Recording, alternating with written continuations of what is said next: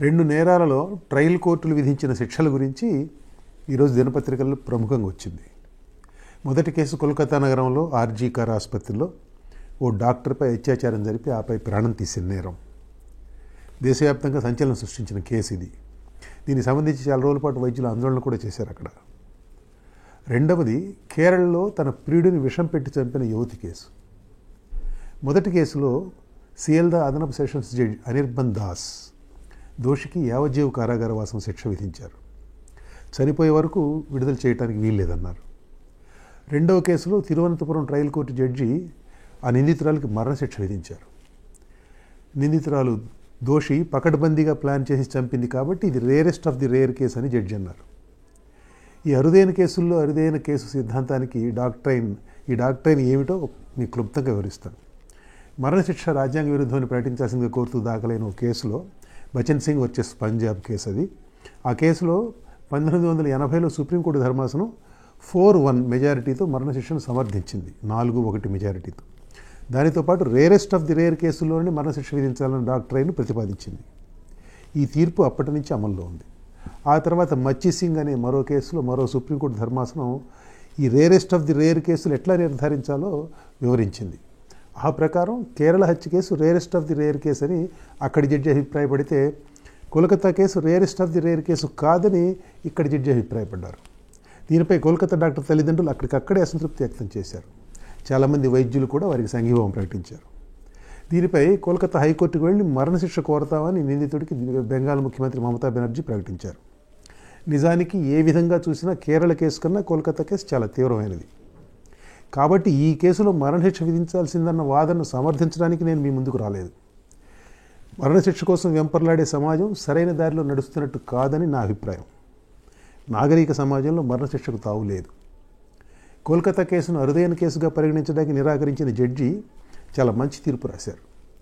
ఆలోచించాల్సిన విషయాలు ప్రస్తావించారు. ముఖ్యంగా ప్రజల ఒత్తిడికి, సమాజం ఒత్తిడికి, భావోద్వేగపూరితమైన వేడికోళ్లకు లొంగిపోవాలన్న ప్రలోభాన్ని, టెంప్టేషన్ను కోర్టు ప్రతిఘటించాలని ఆయన రాశారు.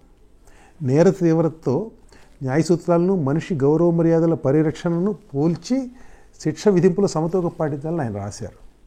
తాను నేరం చేయలేదన్న నిందితుడి వాదనను పక్కన పెడితే, ఒక వైద్యురాల్ని ఘోరంగా చెరిచి అమానుషంగా హతమార్చిన వ్యక్తికి శిక్ష వేసే విషయంలో మనిషి గౌరవ మర్యాదలను కాపాడడం, ప్రిజర్వింగ్ హ్యూమన్ డిగ్నిటీ అనే లెక్కలు చెప్పే జడ్జిని మనలో చాలామంది అంగీకరించరు. నాకు తెలుసు, చాలామంది ఆయన తిడతారు అలాంటి జడ్జీలను కూడా. కానీ ఉరితాడుకు మనిషి వేలాడ్డమే హ్యూమన్ డిగ్నిటీకి విరుద్ధమని అర్థం చేసుకున్న వారికి కోల్కతా కేసు జడ్జి మాటల విలువ తెలుస్తుంది. ముద్దాయి చేసిన నేరం ఘోరమైనదనే విషయంలో రెండో అభిప్రాయానికే తావులేదు. ఏ మానభంగమైనా అత్యంత హేయమైన నేరమే. ఎవరి ప్రాణం తీయడమైనా హేయమైన నేరమే. కానీ ఆ నేరాలకు శిక్షగా మరో మనిషి ప్రాణం తీయడం సబబవుతుందా? సియల్దా జడ్జి అన్నట్టు అది కంటికి కన్ను, పంటికి పన్ను, ప్రాణానికి ప్రాణం అనే ఆటవిక న్యాయం. ఈ రకమైన ఆదిమ న్యాయం కోసం వెంపర్లాడే దశను మన సమాజం అధిగమించాలని ఆయన తీర్పులు రాశారు. క్రూరత్వాన్ని క్రూరత్వంతో ఎదుర్కోవడం మాని, వివేకంతో, దయతో న్యాయాన్ని లోతుగా అర్థం చేసుకొని మానవత్వాన్ని ఎలుగెత్తాలని జడ్జి అనిర్బన్ దాస్ తన తీర్పులో పేర్కొన్నారు. నేరం జరిగిన తీరును బట్టి, అక్కడ పరిస్థితులను బట్టి ఒక్కొక్క నేరం సమాజం మొత్తాన్ని వెంటాడుతుంది కొన్నాళ్ల పాటు. నిర్భయ కేసులాగా, ఈ కోల్కతా డాక్టర్ కేసులాగా. కానీ హత్యానేరం వంటి తిరిగి వెనక్కి తీసుకురాలని ఏ నేరమైనా బాధిత కుటుంబానికి భయంకరమైన కడుపు కోతనే మిగులుస్తుంది.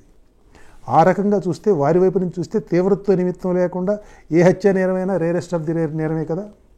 ప్రతి హత్యానేరానికి మరణశిక్ష విధించాల్సిందే కదా. కొంతకాలంగా భారత సమాజంలో ఇలాంటి డిమాండ్లు పెరుగుతున్నాయి. బహిరంగంగా ఉరి తీయాలంటున్నారు కూడా. జ్యుడిషియల్ కిల్లింగ్కు న్యాయ వ్యవస్థ వీలు కల్పిస్తుండగా ఎక్స్ట్రా జ్యుడిషియల్ కిల్లింగ్ కూడా స్థూలంగా సమాజం ఆమోదం లభిస్తున్నది. హైదరాబాద్లో కొన్నాళ్ల క్రితం జరిగిన వెటర్నరీ డాక్టర్ మానభంగం హత్య గుర్తున్నది కదా మీకు. ఐపీఎస్ అధికారి సజ్జనార్ నేతృత్వంలో హైదరాబాద్ పోలీసులు నిందితులు 4 పట్టుకొని కాల్చి చంపారు శుభ్రంగా. పోలీసులు చేసిన ఈ హత్యలకు తెలుగు సమాజంలో అసాధారణమైన మద్దతు లభించింది. ఆనాటి ముఖ్యమంత్రి వైఎస్ జగన్మోహన్ రెడ్డి ఏకంగా శాసనసభలోనే ఈ హత్యలను శ్లాఘించారు. అదే ఊపులో దిశ చట్టం అంటూ ఒక చట్టం తీసుకొచ్చారు. అందులో మానభంగం నేరానికి మరణశిక్ష ప్రతిపాదించారు. కేంద్రం ఆమోదం దొరకది చట్టంగా మారలేదనుకోండి. మరణశిక్ష అమల్లో ఉన్న సమాజంలో నేరాలు తగ్గినట్లు ఎక్కడా సాక్ష్యాలు లేవు, దాఖలాలు లేవు. ప్రపంచవ్యాప్తంగా మెజారిటీ దేశాలు తమ శిక్షా స్మృతులు మరణశిక్షను రద్దు చేశాయి. కొద్ది దేశాల్లోనే మరణశిక్ష అమల్లో ఉంది, ఇండియా లాంటి దేశాల్లో. మరణశిక్ష కోసం ప్రజలు ఆందోళన చేయడం అనేది చాలా అరుదైన సంగతి. అలాంటిది భారత సమాజంలో ఈ డిమాండ్ చాలా తరచుగా వినబడుతుంది. ఈ ధోరణులు సమాజాన్ని తిరోగమనం వైపు నడిపిస్తాయి. నేరాలు తక్కువ జరిగే వాతావరణానికి దారితీసే సంస్కరణల వైపు మళ్లాల్సిన సమాజ దృష్టి ఆటవిక న్యాయ సూత్రాల వైపు మొగ్గు చూపుతున్నది. ఇది చాలా ప్రమాదకరం.